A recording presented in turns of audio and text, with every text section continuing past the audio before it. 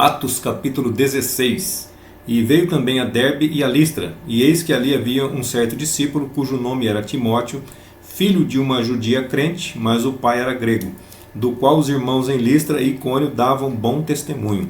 Então Paulo quis que este o acompanhasse, e tomando-o, o circuncidou por causa dos judeus que habitavam naqueles lugares, porque todos sabiam que o seu pai era grego. E quando iam passando pelas cidades, eles entregavam aos irmãos para serem observadas as decisões que tinham sido tomadas pelos apóstolos e presbíteros em Jerusalém. Verdadeiramente as igrejas eram confirmadas na fé, e a cada dia cresciam em número. Então atravessaram a região da Frígia e da Galácia, mas foram detidos pelo Espírito Santo e não puderam anunciar a palavra na Ásia. E tendo viajado pela Mícia, intentaram ir a Bitínia, mas o Espírito de Jesus não lhes permitiu. E passando pela Mícia, desceram a Troade, e em visão à noite apareceu a Paulo um varão macedônio, que ali estava em pé, e rogava-lhe: passa a Macedônia e ajuda-nos. E logo que ele teve esta visão, procuramos partir para a Macedônia, considerando que Deus nos chamava para lhes anunciar o Evangelho. Entregando-nos a vela desde Troade, fomos diretamente rumo a Samotrácia, e no dia seguinte a Neápolis, e dali para Filipos, que é a primeira cidade colônia do distrito da Macedônia. E permanecemos alguns dias nessa cidade. E no sábado, saímos da cidade para a beira do rio, onde pensávamos encontrar um lugar para oração. E sentados, falávamos às mulheres reunidas ali. E uma mulher, cujo nome era Lídia, vendedora de púrpura, da cidade de Tiatira, e temente a Deus, nos escutava, e o Senhor lhe abriu o coração para atender às palavras que Paulo dizia. Depois que ela e sua casa foram batizadas, rogou-nos dizendo: se haveis julgado que eu seja fiel ao Senhor, ao entrar em minha casa, permanecei ali, e nos constrangeu a isso. E aconteceu que quando íamos ao lugar de oração, veio ao nosso encontro uma adolescente que tinha um espírito adivinhador, a qual dava grande lucro a seus senhores adivinhando. Ela, seguindo a Paulo e a nós, clamava dizendo: esses homens são servos do Deus Altíssimo, que vos anunciam o caminho da salvação.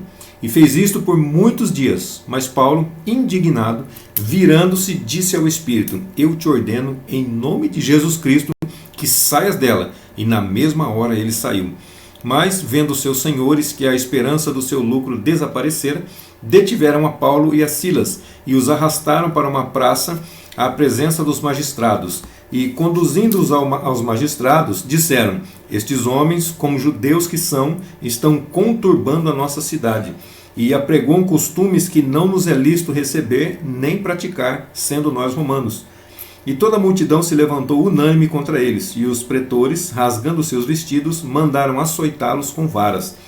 E depois de fazer-lhes muitas chagas com os açoites, os lançaram na prisão, intimando o carcereiro que os guardasse com muita segurança. Então, recebendo tal mandato, ele os lançou no calabouço e sujeitou os seus pés no tronco. Quase à meia-noite, Paulo e Silas oravam e cantavam hinos a Deus, e os presos os escutavam. De repente, propagou-se um grande terremoto que comoveu os alicerces do cárcere, e instantaneamente todas as portas se abriram e foram soltos todos os grilhões.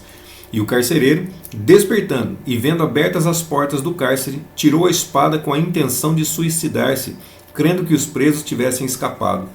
Mas Paulo bradou em alta voz, dizendo: não te faças nenhum mal, porque todos estamos aqui.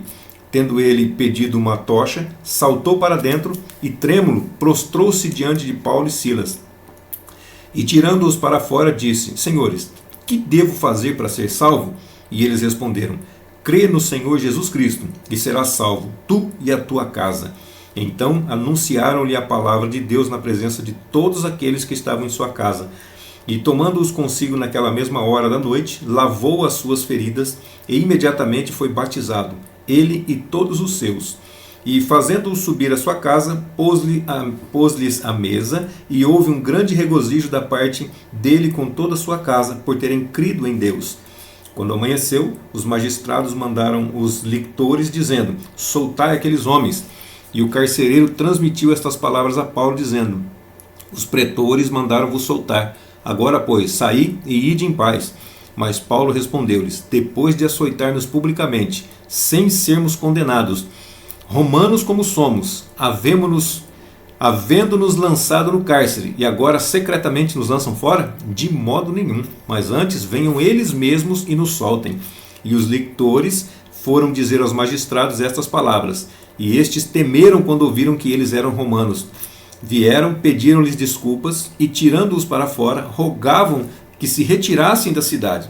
Então eles saíram do cárcere e entraram em casa de Lídia, e vendo os irmãos, os consolaram e partiram.